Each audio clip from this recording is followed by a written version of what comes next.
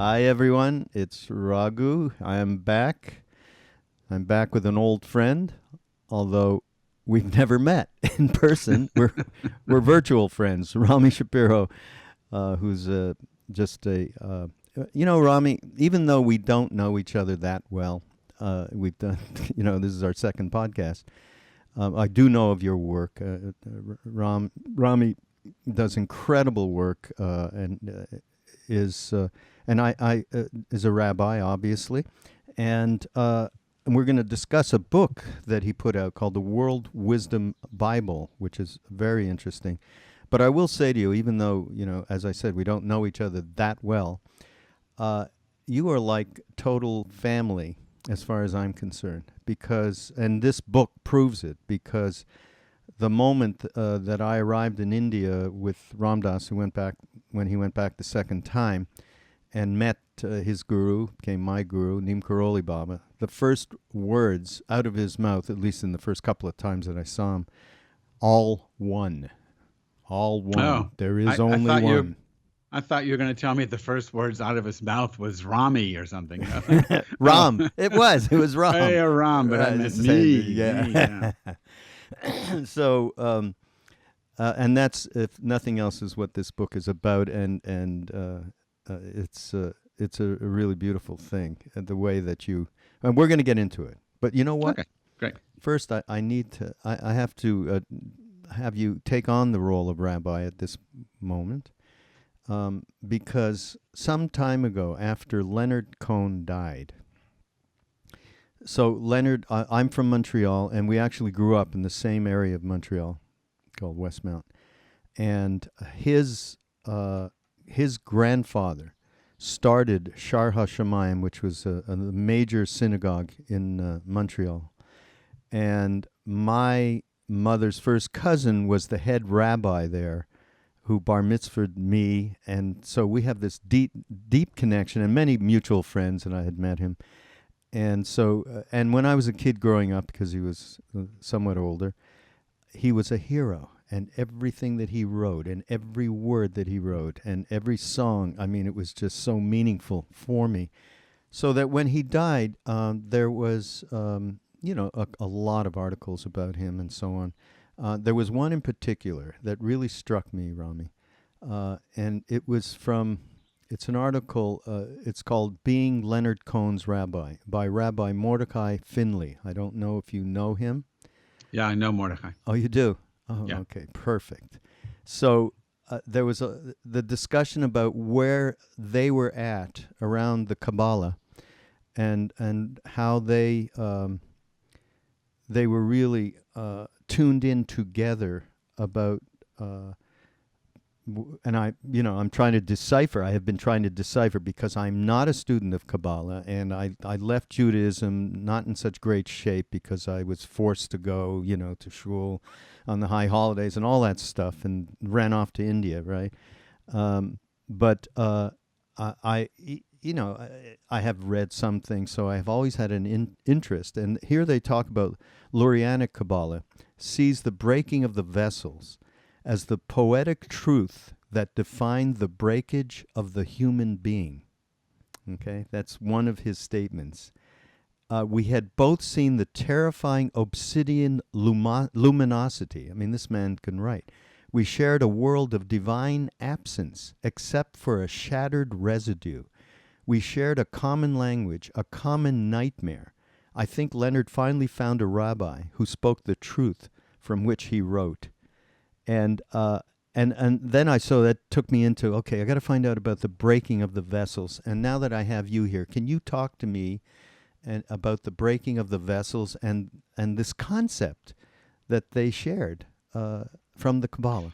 Sure. So in 1492, when Columbus came to America, the big tragedy of the era for Jews was when Jews were expelled from Spain.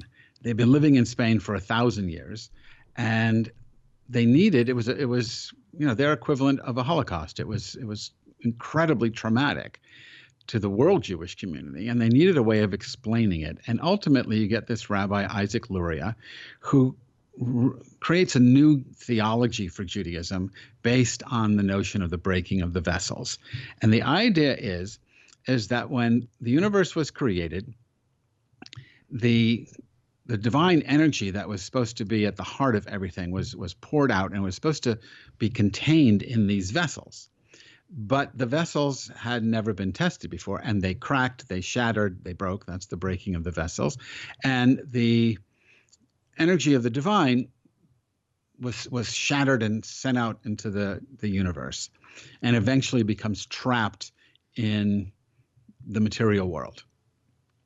So the theology that Luria comes up with is that in order to put God back together again, because unlike Humpty Dumpty, you can actually put God back together again.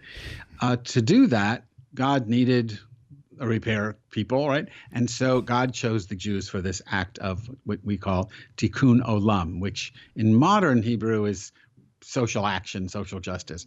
But in Luria's Kabbalistic understanding, it was literally repairing the divine, repairing the universe. That's what olam means. Tikkun is repair. Olam is world or universe. Repairing the universe by lifting these trapped, or freeing first, the trapped sparks of God in the world, and lifting them back up and putting God back together again, in a sense.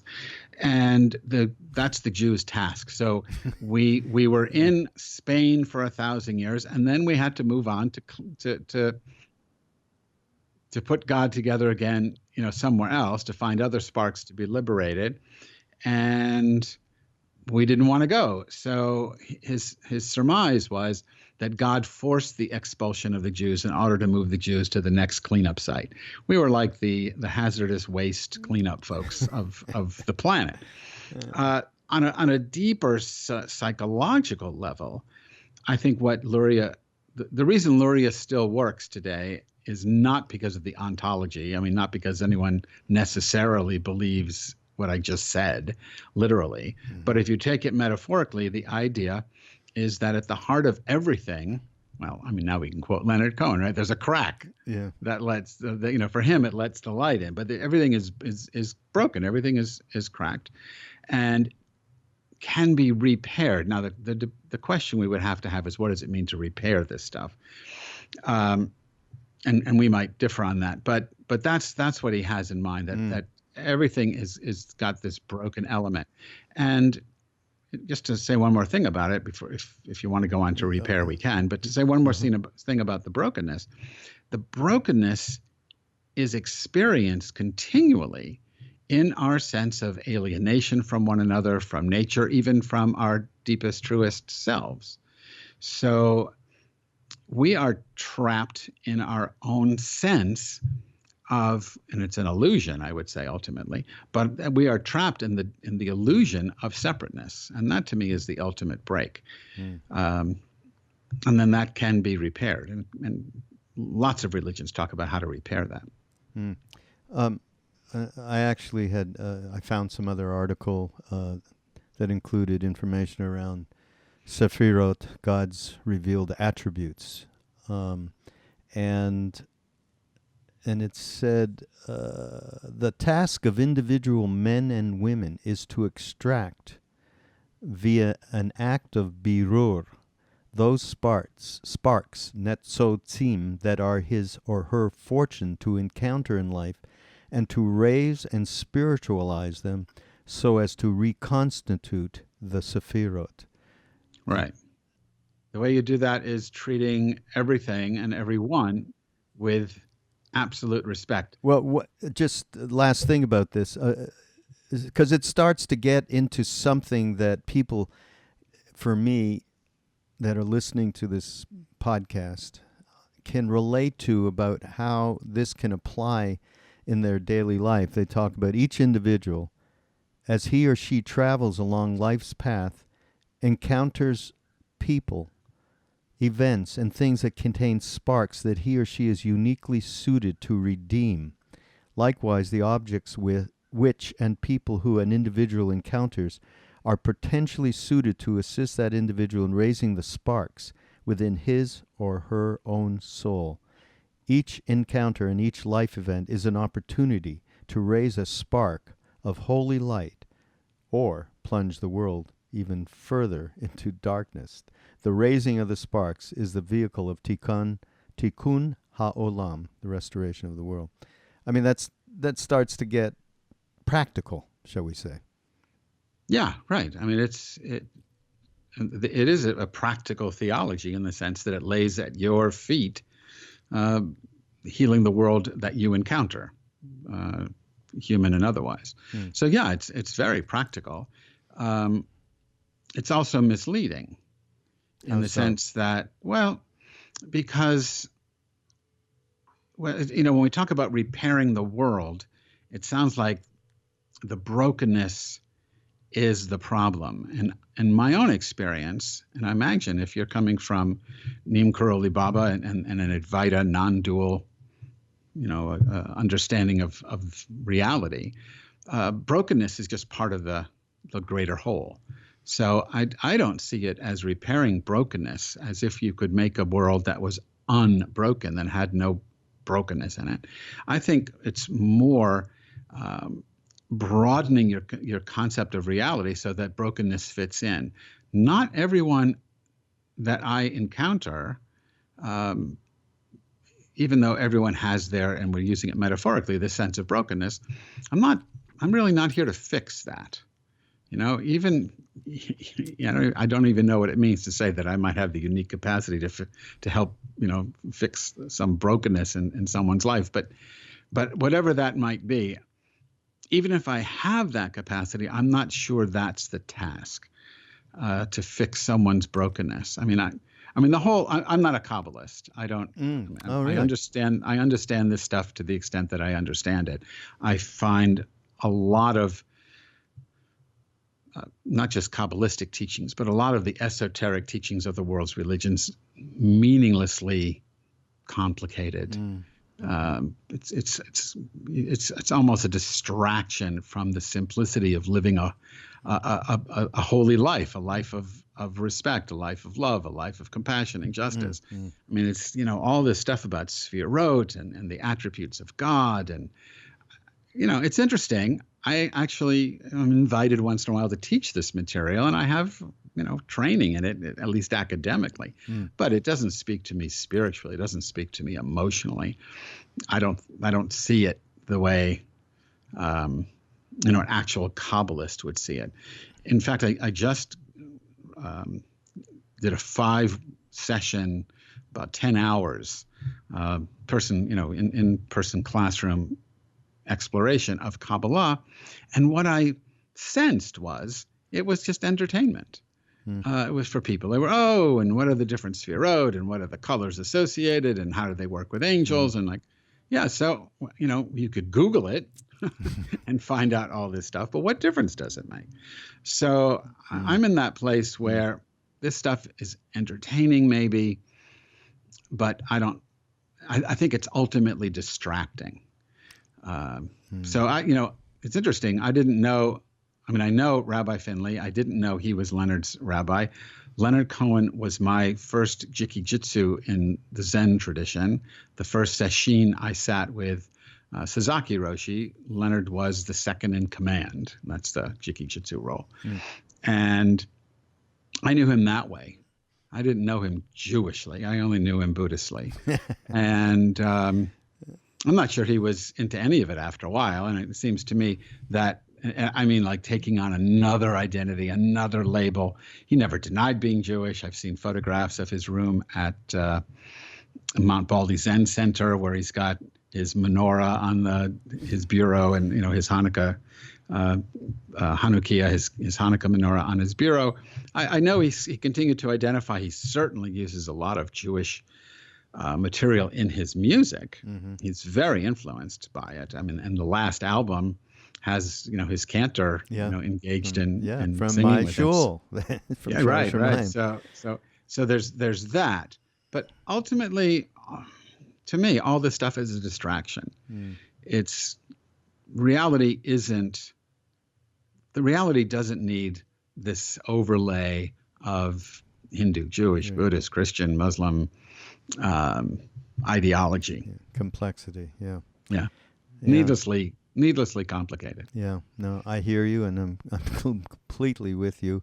Although I have to admit, I do appreciate some of the Tibetan stuff that can be similar to that, very much so. If you go to His Holiness the Dalai Lama or any of these teachers, talk about complexity and people nodding off to sleep halfway through the whole thing. And I mean, it's an interesting question, though. Why is it really? Does it need to be that complex, or is making it that complex simply a way of keeping the average person from mastering it? It's like, oh my God, this is so difficult. I have to go to a rabbi, or I have to go to a lama, or I have to go, to a guru, because there's just no way I'm going to figure this out.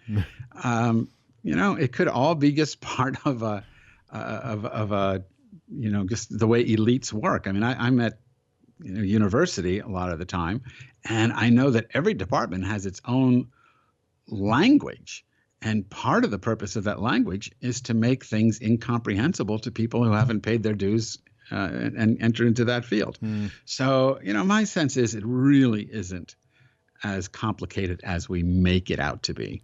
And I think that the complications just become needless distractions. And I imagine, I know a lot of people who studied with Neem Karoli Baba, and I don't think he was complicated. No, absolutely not. Sabek, there's one. Christ, Krishna, Muhammad, your book. He basically said your book, what your book is reflecting. Absolutely. Yeah, but on the other hand, I just want, because I love His Holiness and some of the other Tibetan teachers, including Trungpa Rinpoche, who I did spend time with a long time back. And they definitely had it wasn't coming from a place of let's make this this as complex as possible so that we'll ordain more monks or whatever it is, and get the Westerners in line. They did come from a very altruistic place, and His Holiness is, the Dalai Lama. When you're just, I didn't care what he was saying, just sitting there with him. Well, that's good. Then. Yes, darshan was fine with me. Yeah, I don't want to suggest that these individuals are consciously trying to obfuscate, reality so that they can, make a living at it. That's not what I meant. I think that the complication comes from a long time ago when you're creating a class system and you have the religious people in a certain class, and they're trying to maintain their role just the way college professors do in various fields. Right. All right, so talk about the book. How did this all occur to you to put together a New Testament for global spirituality that you edited? And what's the genesis of it? What prompted you? Yeah, the whole point of the World Wisdom Bible is to provide people with a text that shows that on the deep mystical level, regardless of the religion, the sages who are in that, the mystical sages, are all saying the same thing. And what we did was, you get lots of books on comparative religion. You can get lots of books that are anthologies of different religious teachings, but they're oftentimes divided by the religion itself. So what we did was we juxtaposed Jewish, Christian, Hindu, Buddhist. It's all the texts that we used, or all the traditions that we used, the texts that we quote from are juxtaposed one after the other, so that the message, the meta message of the book is, hey, look, they're all saying the same thing. It's not that one religion has the answer. It's that they are all either articulating the same answer at this mystical level, not at the surface level, but at the depth. Either they're all articulating the same answer, or I prefer to say they're all pointing toward that same truth that cannot be put into words. Yeah. And that's the point of the Bible. Our goal, this was published by Turner Publishing under the Skylight Paths imprint, and in collaboration with the One River Foundation that I co-founded a couple of years ago. And our original idea was to take the World Wisdom Bible. They're for sale. You can go to Amazon, you can go to Turner's website and buy them. But we buy them in bulk, meaning we, One River Foundation. And our original intent was to give them away free to hotels, retreat centers, hospitals, wherever you found a Gideon Bible. Yeah. Our motto was move over Gideon. Yeah. So if there's a Gideon Bible in a hotel, we wanted right next to it a World Wisdom Bible. Gideon celebrates one religion. And we wanted to say, hey, there's another way of looking at religion. There are other texts, there are other religions, and they have this shared, what we call perennial wisdom, that you might find more compelling, or at least equally compelling, to the Gideon Bible that's in the drawer. Although you might find a little pushback on that whole concept in this country. Yeah, I would think so. The surprising thing is I mean, we are doing it. Some places are taking the books and putting them on drawers. We found two things. One, it seems like fewer and fewer places actually have Gideon Bibles anymore. Just really? I'm too old. I didn't realize that.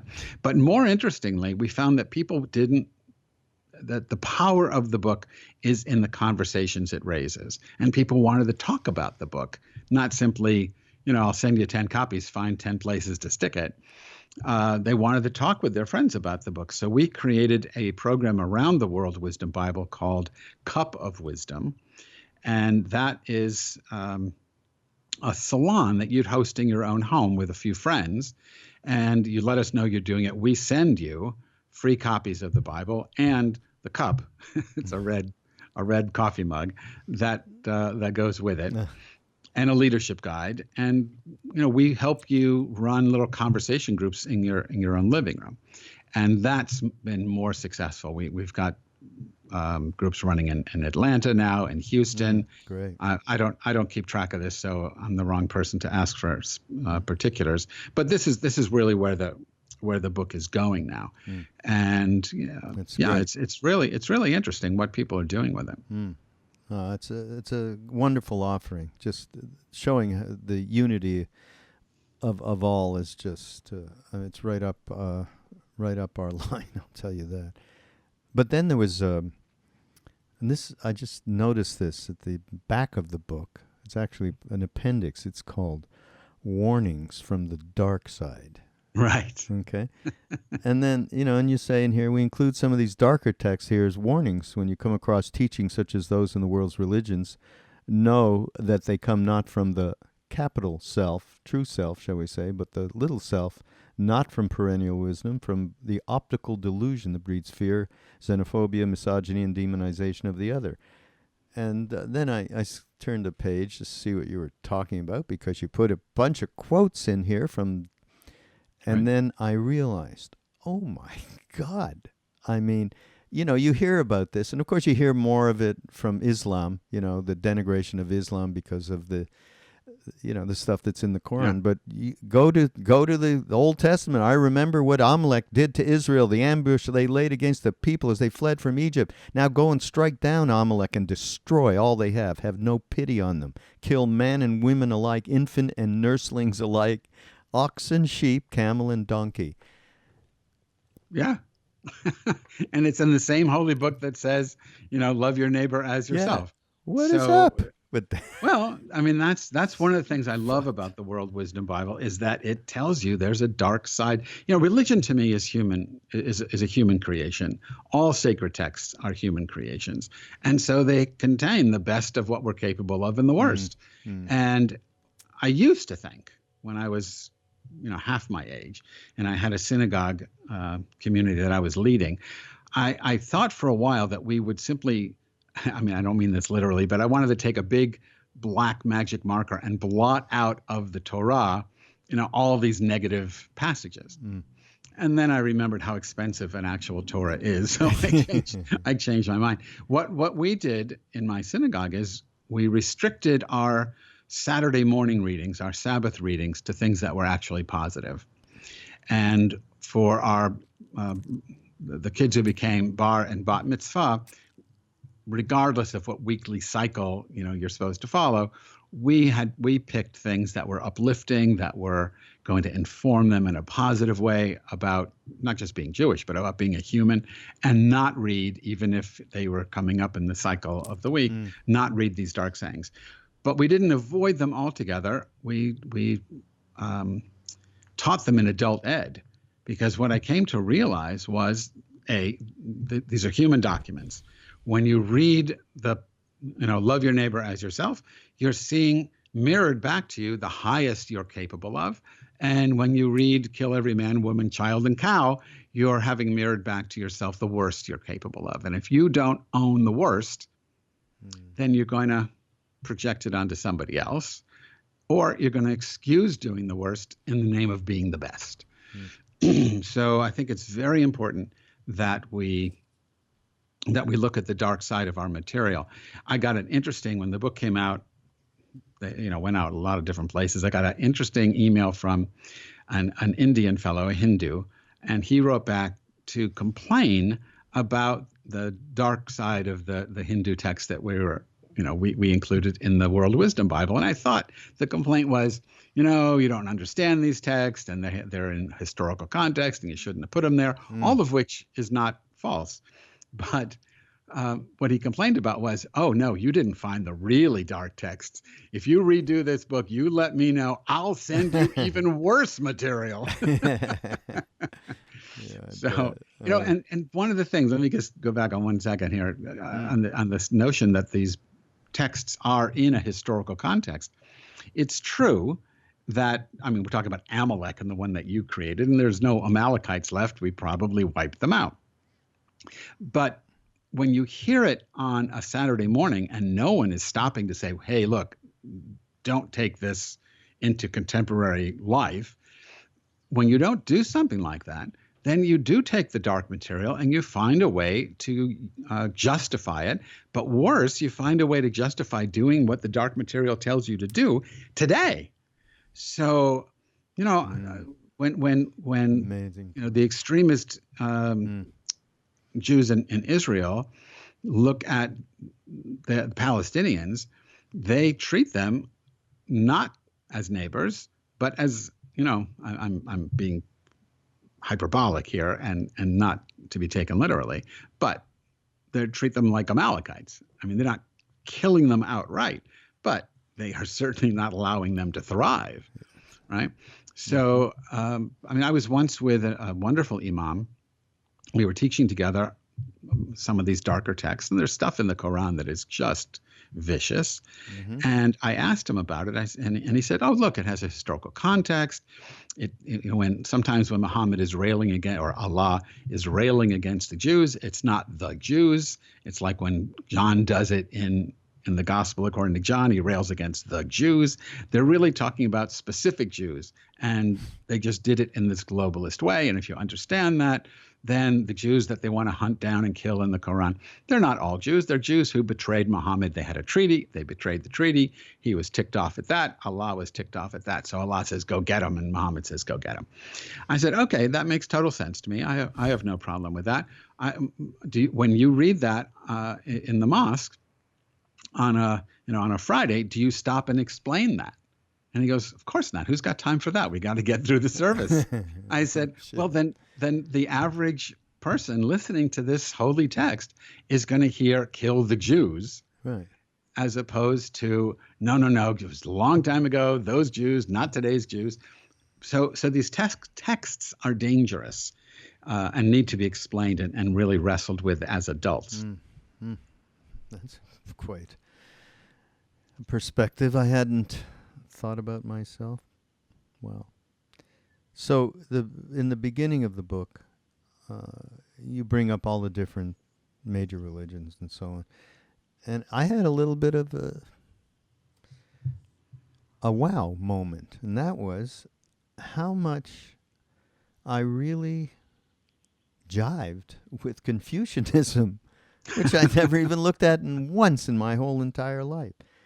And just, the wholeheartedness at the core. I just, as you know, and I've already said, and listeners know how much I love His Holiness the Dalai Lama.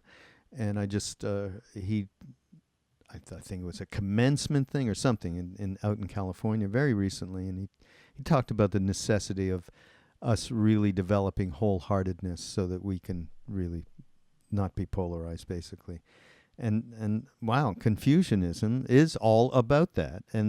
And I've always loved Taoism and the return to harmony. And those two things alone talk about simplicity of delivery and connection. Yeah. I was asked recently, somebody said to me, if you weren't born Jewish, what religion would you choose to be? So I think what I said was I wouldn't choose to be any religion. I would study the perennial wisdom of, that's at the base of all of them. But if I had to choose a religion, I think some combination of Taoism and Confucianism make a lot more sense than, Judaism, Christianity, Hinduism, and Buddhism. But it doesn't make me a lot of friends. Yeah. I think we should do that. Let's do a movement and put something together for that. And some of these quotes, some of these poems, whatever you want to call them, from the different religions are just fantastic, everybody, in this book. This is a book that you can just have and, you do your little meditation in the morning and then just open the book somewhere, not in the very back, the dark one, but in the front, and anything you read is going to set your day. This one, I just have to read a couple of these, but this one's from Rabbi Nosson, and above and below, in heaven and on earth, everything is absolutely empty and without substance. Although this is impossible to explain, it can be grasped according to the intuition of each person. That could be out of the Dhammapada. Yeah, talk right. about bringing stuff together in that moment. Oh, my God. Yeah. I spent, in 1984, Father Thomas Keating invited me to be part of his Snowmass group, this gathering of contemplatives from different religious traditions. And we lived together with him at St. Benedict's Monastery for a while, a week or 10 days, whatever it was. And we followed the life of the monks, except when the monks went to work, we had our conference. And one of the things that we discovered very quickly is that we were all experiencing the same reality when we were doing our meditation, even though we each were doing our own thing. We all seem to have the same experience or non-experience, because the self that would experience is gone. But we're all going to the same place, if you excuse me the metaphor. And when we come back, we use different languages to explain it. But the fact that Rabbi Nosson can teach this, and you find it in Buddhism, and you find it in Hinduism, and elsewhere, simply attests, in my mind, to the truth that there is an underlying, reality, or an underlying truth that all religions share, but that they all distort when they get into their theologies and their tribalism and all the rest of it. And that's where I think religion gets needlessly complicated. And that's where I want to just cut back to the heart of it, the perennial wisdom at its heart. Yeah. Another one of the things that has attracted me particularly there's two things that have attracted me to Judaism. As I said, I was forced by my family, so that became an impediment for me.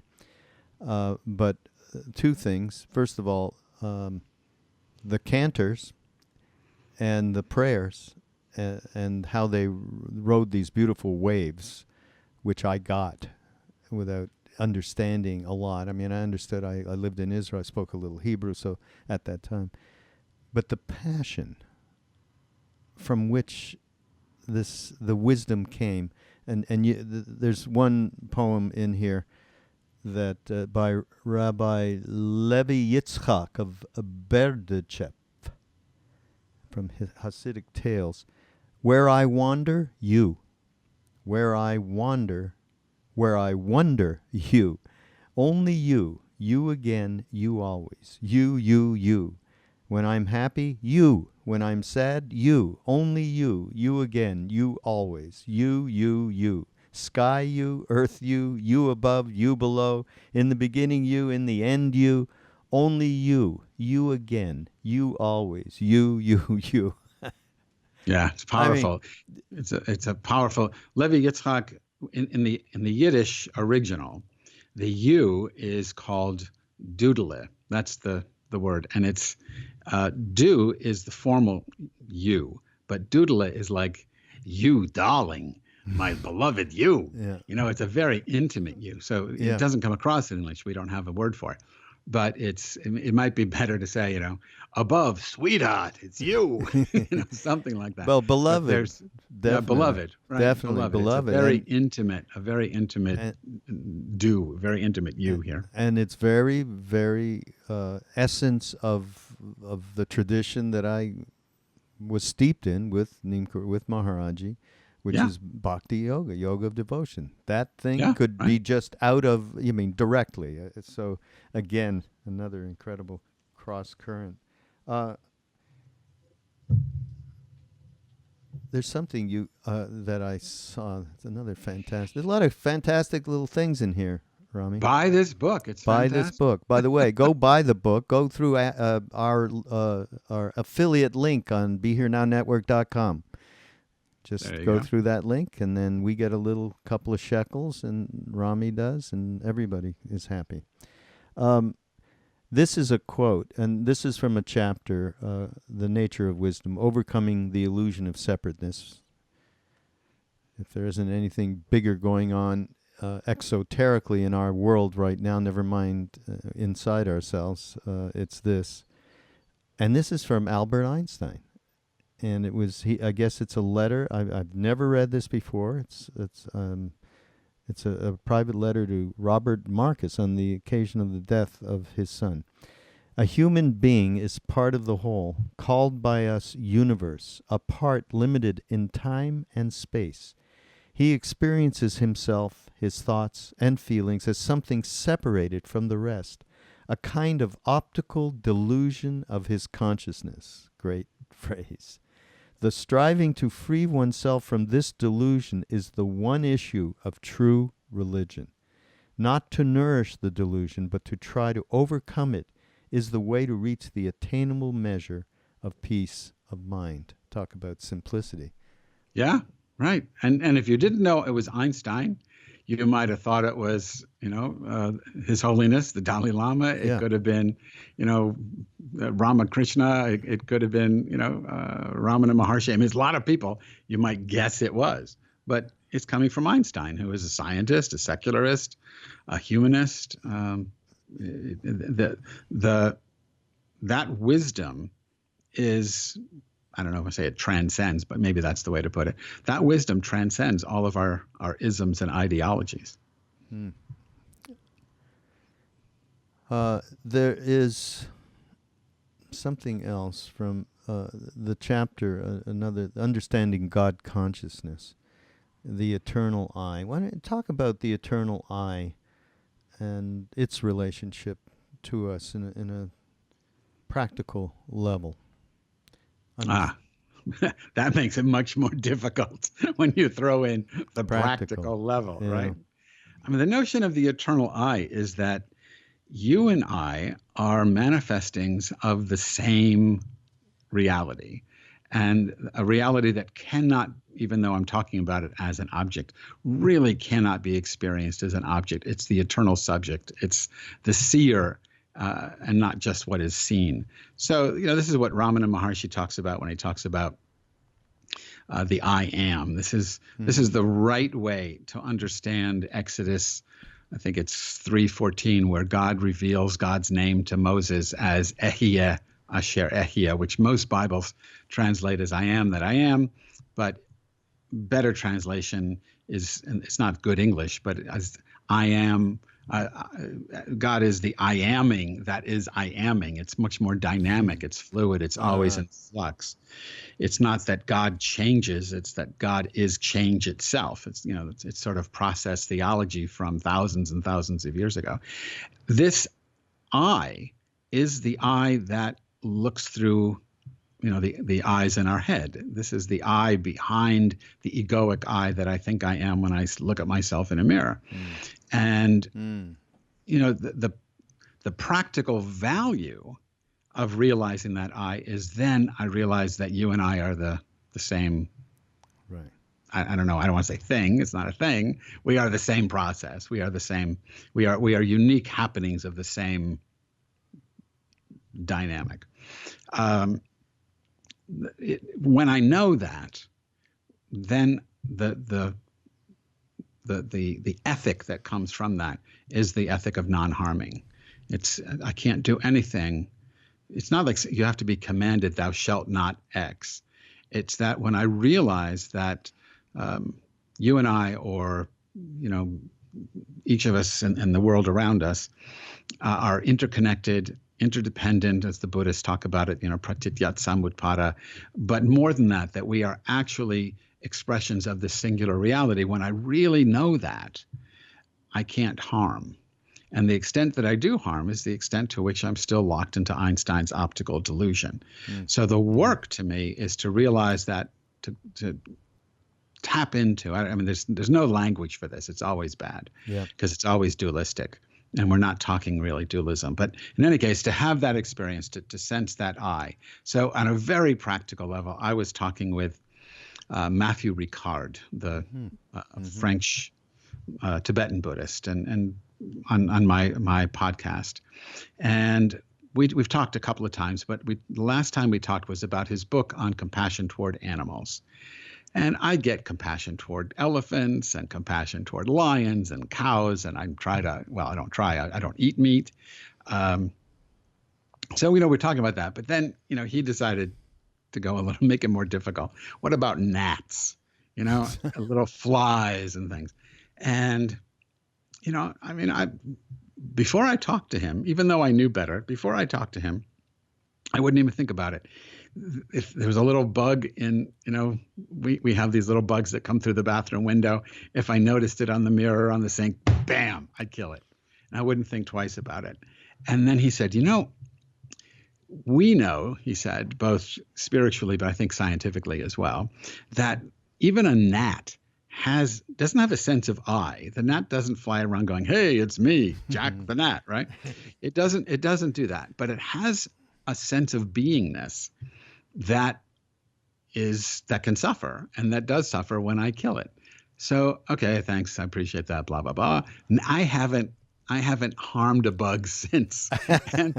And it's like just the other day, there was this wasp nest all around this place I was. I said, I got to be careful. And I needed to get them out of where they were, but I did it in such a way that didn't do any harm to the wasp or any of the wasps. And the same thing with the bugs. Somehow there's a pause that now happens in my experience of the bug that recognizes, it's sister bug, it's brother bug, and I just have to let it be. Now, if you told me this mosquito's carrying Zika, bam, he's gone. Yeah, Sri Aurobindo and the mother, they used to talk about it's okay because they had such terrible problems with mosquitoes down in South India. There, it's okay. They told their disciples, you can go ahead and kill. But let me tell you, you just talked about something 2 days, maybe 2.5 days ago, whatever. I disturbed a hornet's nest and got bitten up. Okay, I ended up about 3 millimeters short of anaphylactic shock in ER. It took 3 hours of cocktail to get me out of it. Okay, and when that bee, he came right on my hand and he was like stinging me, and I'm like, I'm fighting it, and it didn't die. Okay. I mean, there's a survival thing too, Matthew Ricard. Oh, yeah. Right. I mean, and that's really probably operating on a very, not a rational level. I mean, just defending yourself. It's just sort of the autonomic nervous system. But to wantonly kill these things, to kill these beings, which I had been doing without thinking about it. Now I think about it. So again, like you said. With Aurobindo and the mother, if these are disease-carrying bugs that you have to eliminate because it's causing damage, then I understand that. But the bugs that I've been killing, they were innocent of any crime that I know of anyway. They were just where I didn't want them. Back to the eternal I, because Oh, we never left Yeah. the Eternal Eye. We're all trying to get back to the Eternal Eye. But there's a little interesting thing in your comments around it. Forgetting that we are each this Eternal Eye is how it is with each of us. And because this is how it is with each of us, we all suffer from a case of mistaken identity. Yeah. That is the daily thing, right? Mistaken identity. Imagining we are other than the one that is all. And then this is really great because this is around the Zen, the Zen who have koans, right? Show me your face before your parents were born. Mm-hmm. And a koan, and you say a koan is a puzzle that cannot be solved logically. It has to be embodied. We did some great ones with it. You know Roshi Joan Halifax? I think you do. Yeah. Yeah. So she was at a retreat, and she did that in one retreat, a number of different koans that were just marvelous. And live from the inside out rather than tackled from the outside in. You become the koan rather than solve the koan, which is all diametrically opposite of our whole training in the West. It's like... Oh, absolutely. To show your face before your parents were born is to drop the face you have at the moment, to drop the egoic I, conditioned and defined by the narratives of religion, nationality, ethnicity, gender, and culture, and realize the eternal I, who has no narrative and cannot be conditioned or defined. God willing, we need to get there sooner than later. Well, I think part of it though is to realize you're always there. You don't get back to the Eternal Eye. You are the Eternal Eye. No. But we block it, right? Yeah. I mean, the Hindus have that phrase "neti neti," not this, not that, and it's really a continual wiping away of the delusions. I was with Father Thomas Keating a few months ago. He's in his 90s. He's probably close to passing. And I asked him, so how are you preparing to die? And I don't know if you ever met Father Thomas, but he's this very... But I know of him through Ram Dass. He's very tall. He's in a chair, but he's just this very gracious, graceful individual. And he makes this releasing motion, just like that. It just goes, he says, this is how I've lived my life. Every time Thomas comes up, I let Thomas go. And then Thomas comes up, I let Thomas go. Oh, wow. And when I die at the very end, whatever's left of Thomas, I'm just going to let it go. And then I said, so where do you go? Because he's Catholic. I thought he's going to tell me heaven or something. He goes, there's nowhere to go. When there's nothing of you left, there is nowhere to go. Because whatever you really are, this eternal I, if we're going to talk about it that way, isn't anywhere and or everywhere. It's beyond that whole concept. So, there are people that I've been blessed, and I imagine Neem Karoli Baba, though I never met him, would be one of them.